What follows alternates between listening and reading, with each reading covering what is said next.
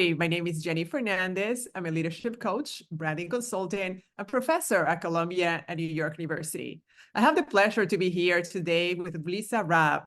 She's an external relations expert working with C-level executives in Fortune 500 companies. So now I'll let Lisa do the due diligence and introduce herself to us. Hi, Lisa. Hi, Jenny. Thanks so much for having me here. And hello, everyone. I am very happy to be here talking to you today. I think we're going to be talking about leadership, right?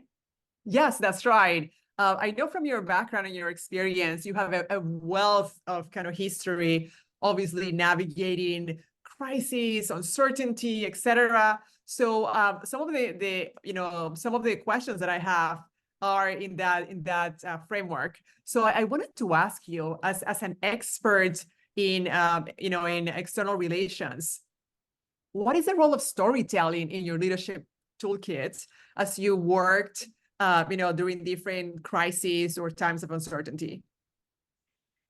Storytelling makes the message that you're trying to impart relatable for people.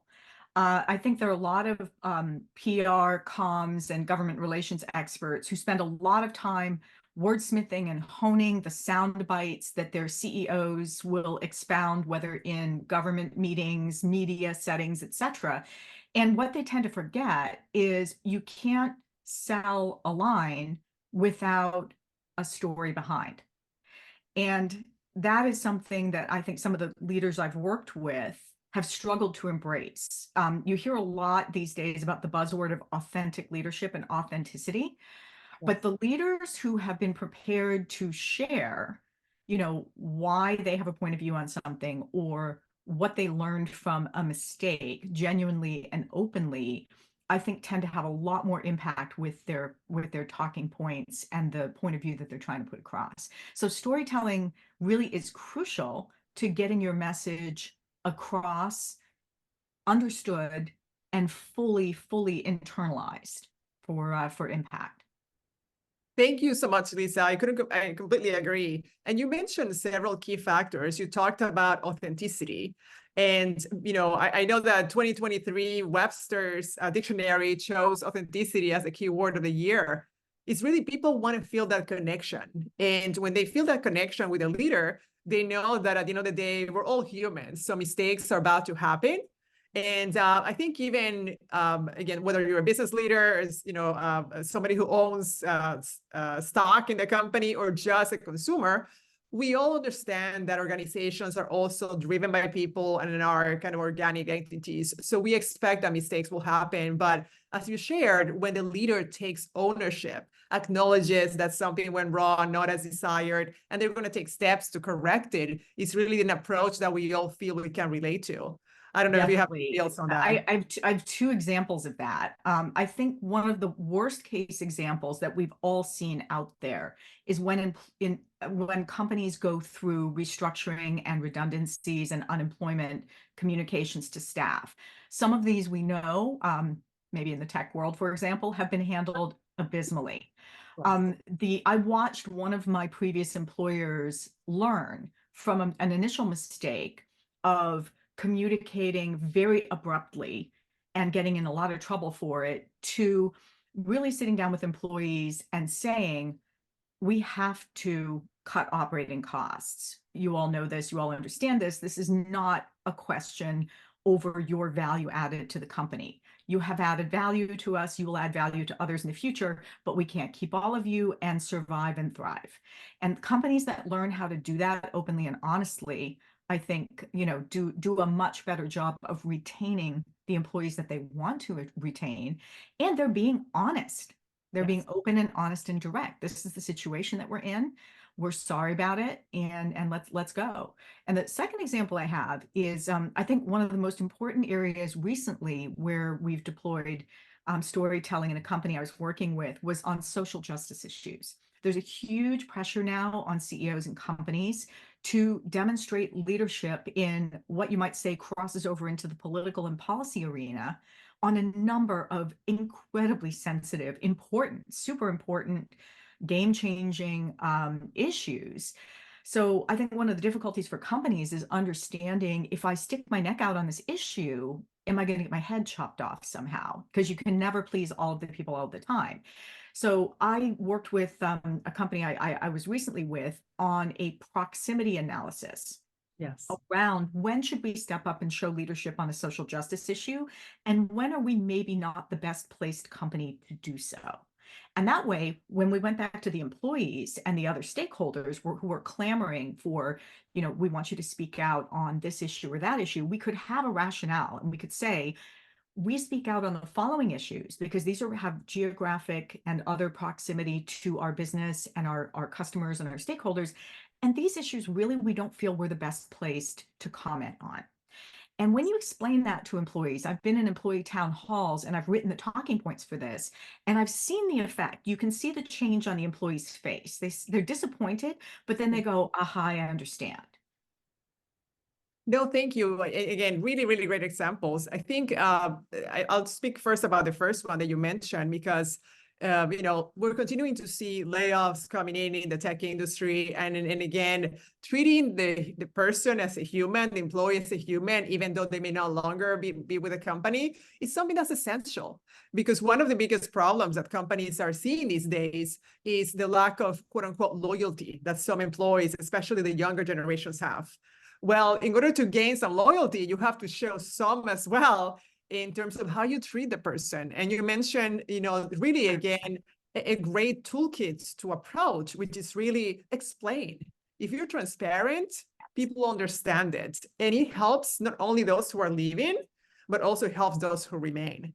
Because Absolutely. it really creates a great culture. Sorry, go ahead. No, and I was just going to say 100%. And you reap what you sow as a leader and a communicator. And this goes right down to the micro level of giving feedback in one-to-one employee review situations, all the way up to the macro level of the company's communications to its investors and stakeholders. And if you deploy this, it sounds very simple in principle. In practice, what you find is things like litigation concern start to get in the way, and people get the leaders can lose their way because they've got various risk experts, general counsels leaning in on them and saying, oh, you could get sued, right? Some of the worst communication mistakes I've seen, whether it's in front of the US Congress or to the public after a serious disaster, have been clearly fueled. You can tell when it's been written by the litigation experts. No, 100%. And frankly, it's very interesting because as a marketer, the first thing that comes to mind is the intangible assets. And the brand is so important. Yes. And sometimes leaders don't kind of fully realize that the damage that can build if you are not authentic, if you don't show up in a way that it is addressing all the different stakeholders. And obviously the employees are the customers, are two major stakeholders.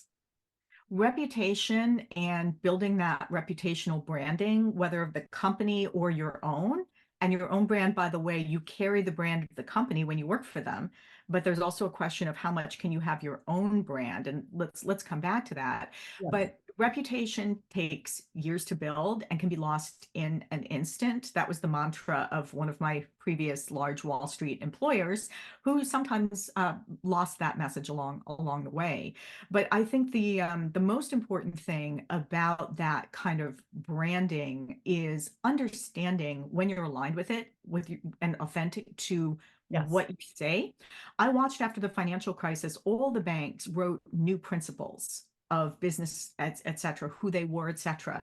You could very quickly tell the ones that were actually walking the talk on the principles, and those that just put them up there because they felt they had to, as part of a post-financial crisis rebrand. And you could see the results of that. It matters a lot. No, thank you. And I would love to hear, since you spoke about branding, especially when you worked with leaders or your own brand, are there any kind of best practices that you saw within, especially in the more conservative financial services companies, any best practices that you recommend to the folks watching and listening to us in terms of how can they go about still being of service to the company and where they work, for building their brand? Because in the world of social media, LinkedIn, this is something that as a leader you can carry. So much to unpack there. I'm going to try to limit myself to just a few pieces of advice, Yeah. but let me start with, first of all, how do you become valuable in terms of your personal brand to a company? And that's partly by mirroring their brand and walking the talk on their principles and who and what they are and what they do for a living. But it's also about what you bring. And I think the two most important things, the skills to build early in your leadership journey in the corporate or the political world, are number one, learn how to speak publicly and to be comfortable with a public persona. This used to be a lot harder. I think in this day, the younger generation, they're so facile and digital natives and on social media and recording videos. I think it comes much more naturally to this generation, but it's also knowing what to do with that. Because if you're going to rise to the top, public speaking is crucial. They want to promote the people who are going to represent the company well and that they can feel confident, are not going to make a misstep, are not going to look nervous and kind of fumbly. So one of the just telling an anecdote, I was terrified of public speaking. My knees used to shake, my voice would shake. One day I got invited, I was about mid-level in my career. I was like an executive director. I got invited to speak at this huge conference with hundreds of expert lawyers on a topic I was expert on, but that conference terrified me.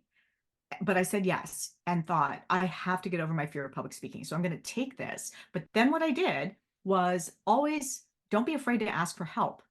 Yes. I got a coach, a public speaking coach.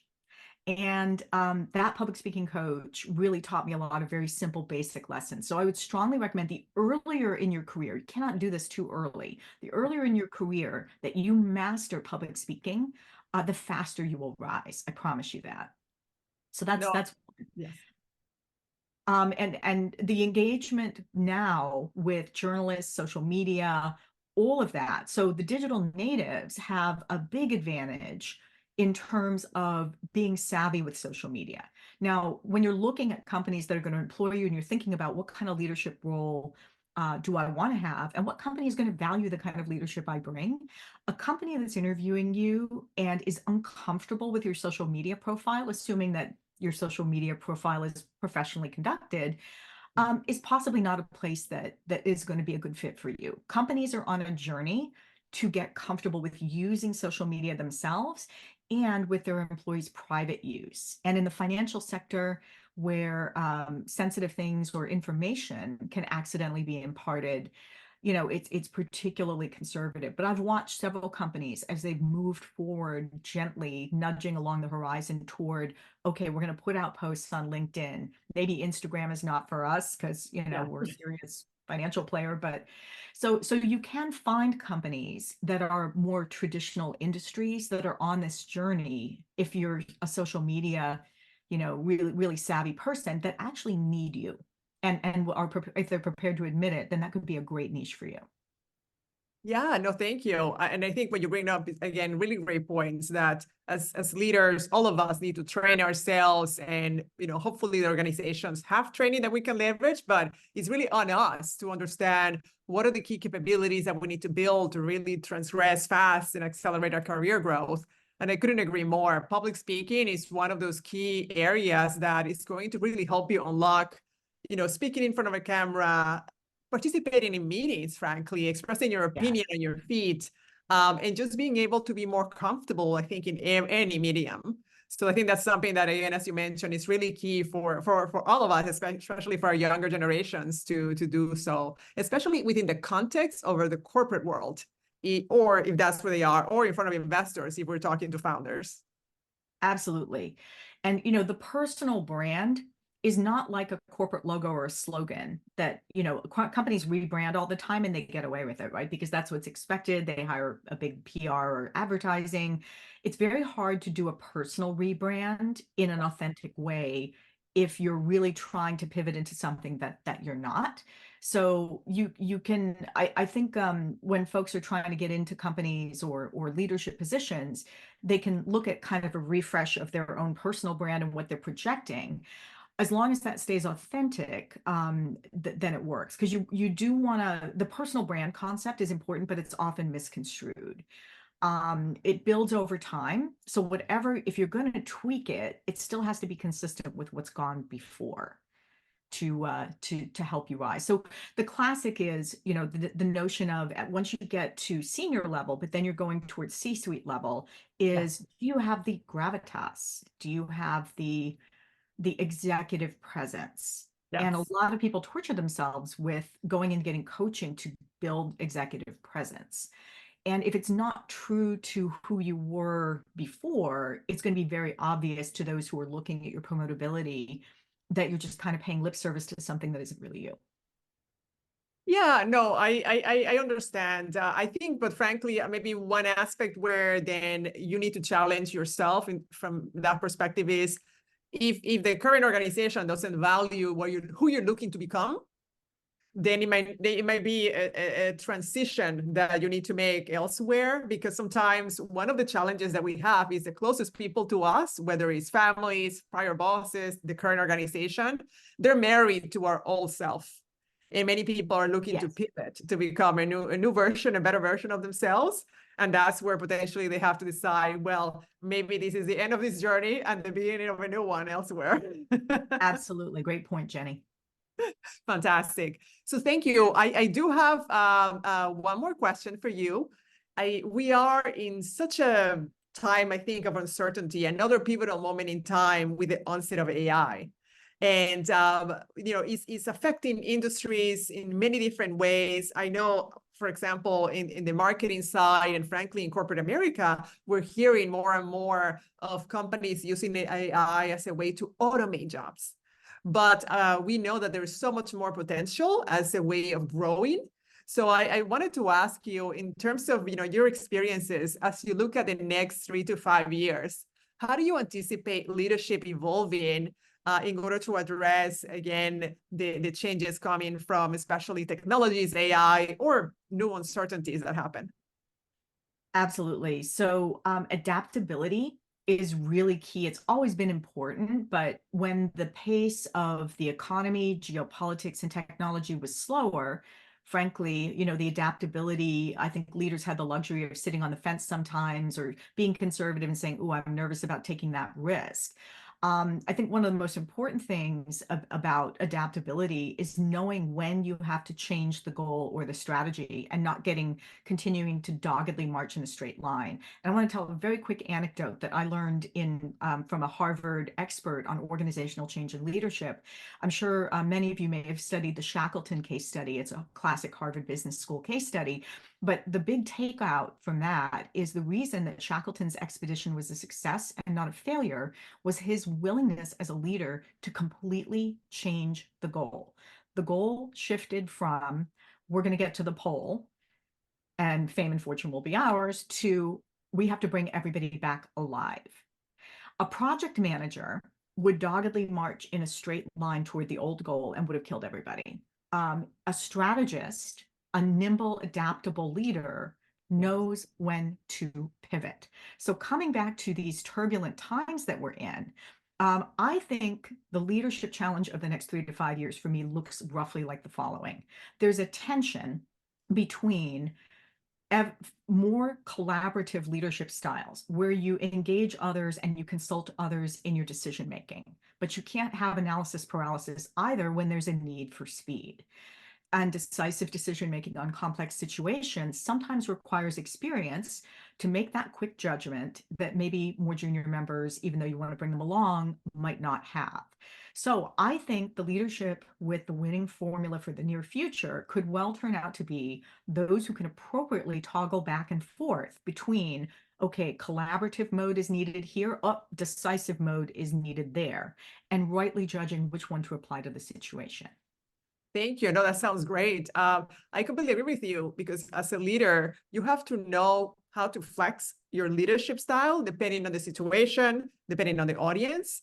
And you're completely right. There are times where we need that decisiveness to move forward because we need the speed and we just need direction. And especially during time of crisis, as you know, with COVID-19, nobody knew what to do, but we knew we needed to move forward.